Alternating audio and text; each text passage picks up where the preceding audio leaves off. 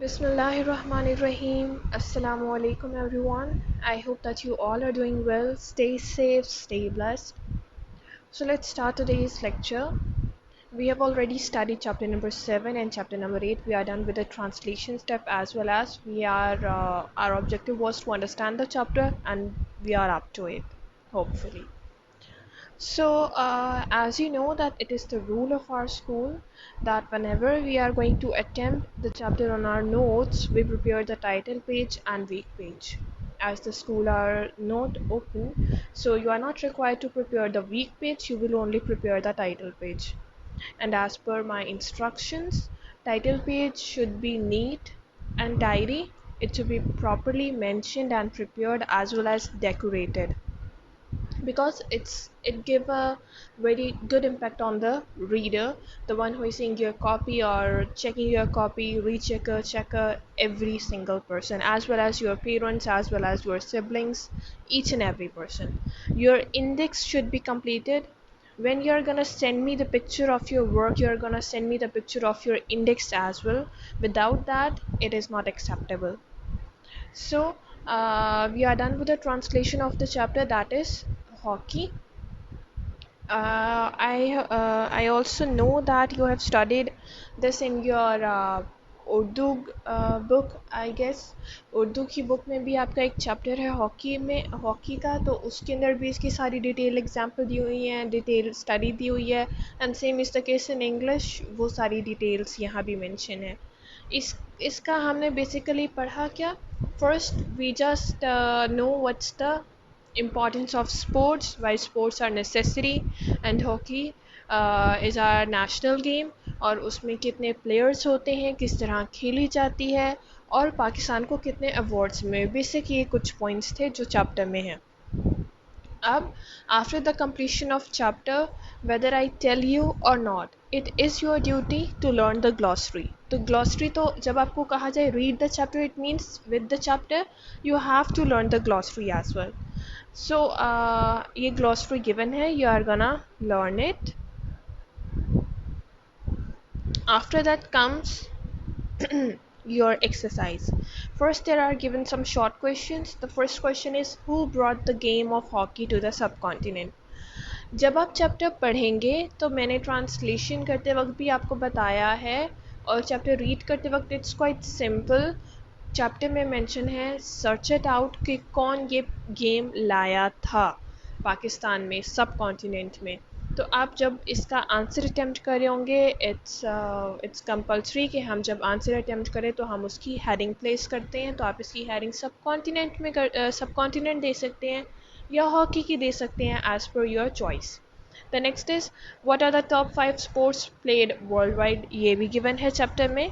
तो world wide sports की आप हेडिंग दे सकते हैं, टॉप 5 स्पोर्ट्स की हेडिंग दे सकते हैं, मोस्ट प्लेड गेम्स की आप हेडिंग दे सकते हैं। How many players are there in each team? Now it's basically with respect to hockey, ये पूछा गया है कि एक टीम में, हर टीम में कितने प्लेयर्स होते हैं। तो आप प्लेयर्स की हेडिंग देकर through the with the help of the chapter आप वहाँ से सर्च आउट करके इसको अटेम्प्ट कर सकते हैं। Do you think women hockey team has a future in Pakistan? It's up to you. आपने ही खुद बताना है इसके बारे में कि व्हाट डू यू प्रेफर कि वुमेन हॉकी टीम का फ्यूचर है पाकिस्तान में या नहीं है।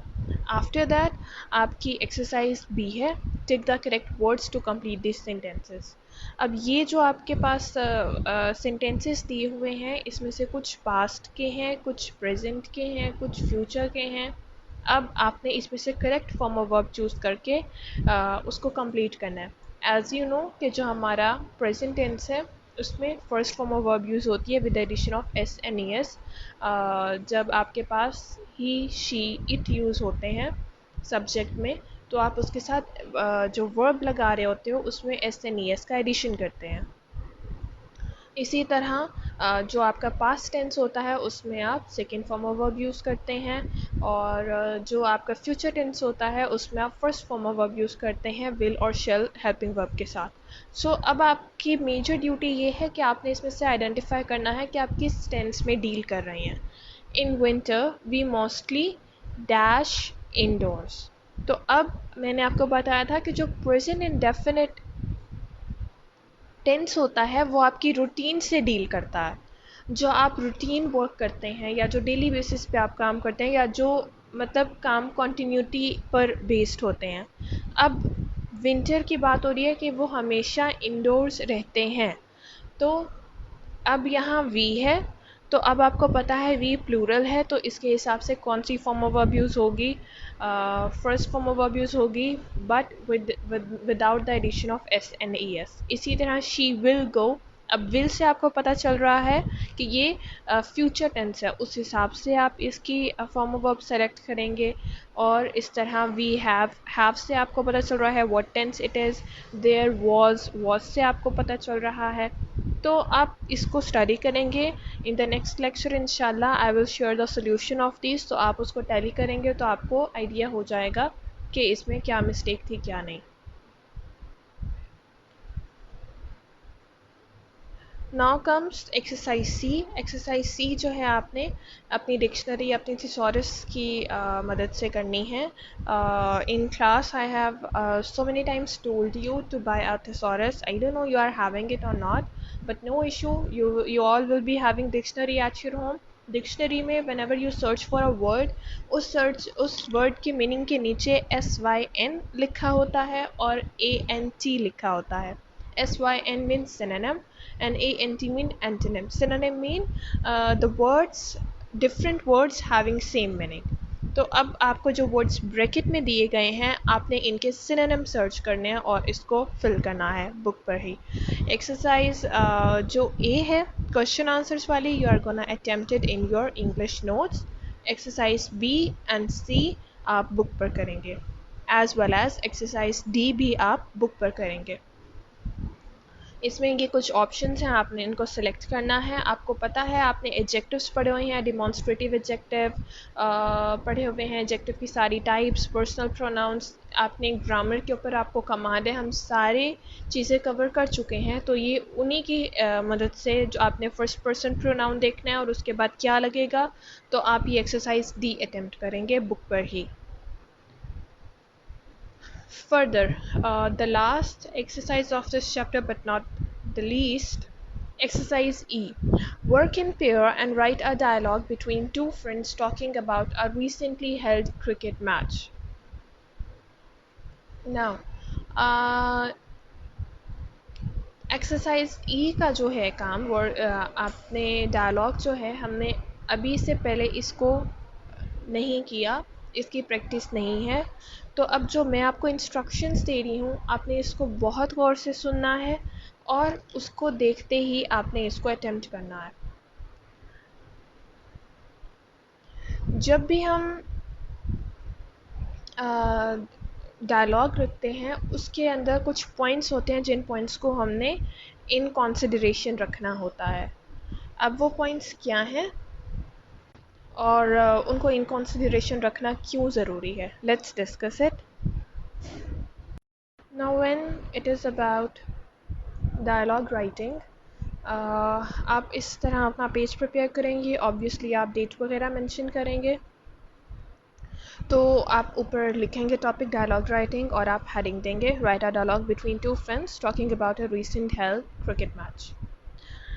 तो इट्स द नेसेसिटी कि जब आप डायलॉग स्टार्ट करें तो ऑब्वियसली अब बात ऐसे नहीं शुरू हो जाती, एक सिचुएशन होती है, जब वो सिचुएशन क्रिएट होती है तो उस सिचुएशन के अकॉर्डिंग उस पर बात होती है। सो हियर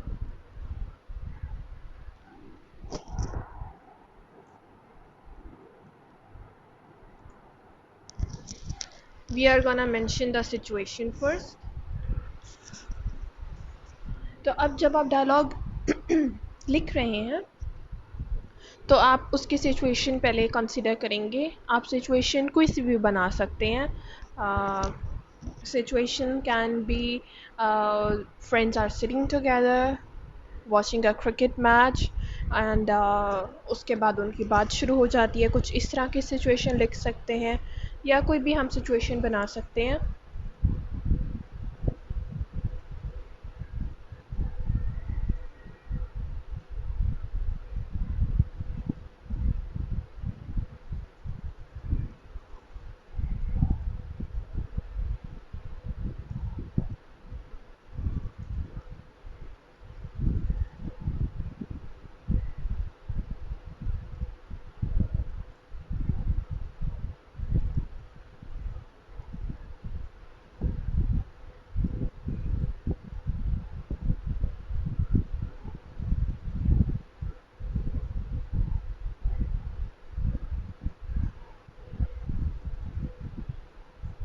So ये मैंने एक सिचुएशन बना दी है. Group of friends are sitting together in TV lounge and watching final of PSL 2020 जो कि नहीं हुआ. तो अब ये सिचुएशन है. अब इस सिचुएशन पर आपने उनकी डिबेट शुरू कर देनी है कि ये उन्होंने मैच देखा है और उसके बाद इसी मैच के ऊपर डिस्कशन कर रहे हैं. या आप कोई और सिचुएशन भी बना सकते हैं कि suppose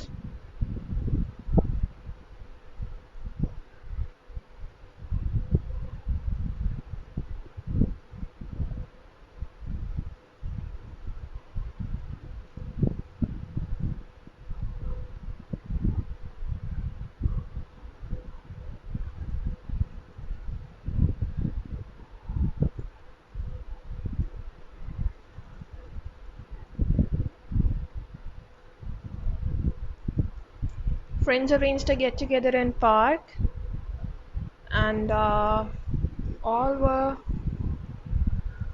very excited. All were very excited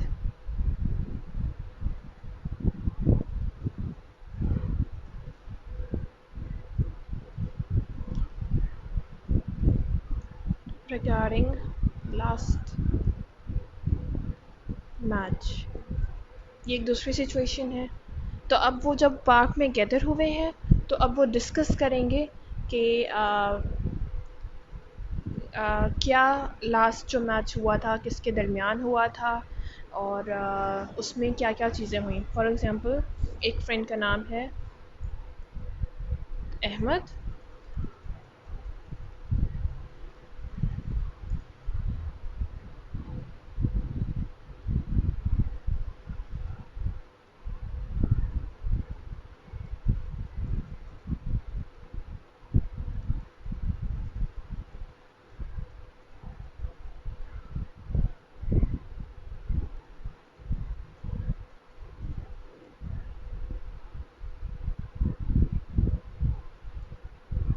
now जो पहला फ्रेंड है उसका नाम मैंने अहमद रखा है. He is asking the other friends. आप ऊपर लिख सकते हैं अहमद आस्क्ड अदर फ्रेंड्स. इसके ऊपर मेंशन कर सकते हैं have you watched yesterday's match. अब मैंने ब्रैकेट में उसकी कंडीशन भी बता दी है कि वो किस अंदाज से पूछ रहा है. Asked anxiously. He is asking anxiously कि बताओ तुम लोगों ने कल का मैच देखा था या नहीं देखा था. तो उसके बाद जो नेक्स्ट है वो आ जाएगा. जो भी आपका नेक्स्ट कैरेक्टर होगा स्टोरी का वो उसको रिप्लाई करेगा. वो किस मैनर में रिप्लाई कर रहा है तो वो आएगा. फिर उस मैच के ऊपर डिस्कशन होगी. आप उसको बता सकते हैं कि हमारी क्रिकेट टीम के बारे में डिस्कस कर सकते हैं. आप ये डिस्कस कर सकते हैं कि पाकिस्तानी कितना सपोर्ट करते हैं अपनी क्रिकेट टीम को. आप ये कर सकते हैं गवर्नमेंट कितना सपोर्ट करती है क्रिकेट टीम को. और उसका फिर आप एक कंक्लूजन निकालेंगे कि मज़ीद हमारी क्रिकेट टीम को किस चीज़ पर वर्कआउट करना चाहिए या नहीं. हमारी क्रिकेट जो टीम है वो बहुत अच्छी है. इस तरह आप इसको लेकर चल सकते हैं. और फिर जब आप इसको एंड करेंगे तो पार्टी इज़ ओवर ना. तो जो फ्रेंड्स हैं they just go back to their work. तो इस टाइप का डायलॉग लिखा जाता है. तो आई होप आप सबको समझ आ गई होगी. तो यह आप लोग का होमवर्क होगा. एक्सरसाइज ई जो है ये आपने अपनी नोट्स पे करनी है. एंड एक्सरसाइज डी आपने बुक पे करनी है. एक्सरसाइज सी भी बुक पर करनी है. एक्सरसाइज बी भी बुक पर करनी है. Whereas exercise A will be on your notes. So thank you so very much. Stay blessed, stay safe, and Allah हाफिज़.